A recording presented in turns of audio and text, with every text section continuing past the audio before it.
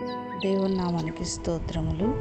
యోహాను సువార్త 16వ అధ్యాయము 26వ వచనంలో దేవుని వాక్యం ఇలాగ సెలవిస్తున్నది. మీరు దుఃఖింతురు గాని మీ దుఃఖము సంతోషమగునునని మీతో నిశ్చయముగా చెప్పుచున్నాను.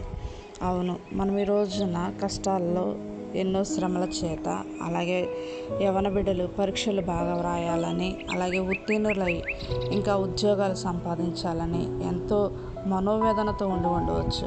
కానీ మనల్ని చూసి మనం దుఃఖపడుతున్నప్పుడు ఎదుటివారు నవ్వుకోవచ్చు, కానీ ఆకాశమందున్న దేవుడు అంటున్నాడు, మీ దుఃఖము సంతోషమగును అని సెలవిస్తున్నాడు.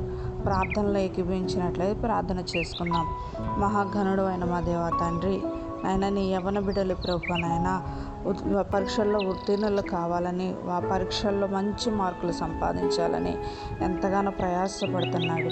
ఆ ప్రయాస వ్యర్థము కాకుండా నాయన మంచి మార్కులతో పాస్ అగినట్లుగా సహాయం దయచేయమని యేసు నామమున అడుగుచున్నాను పరమ తండ్రి. ఆమేన్.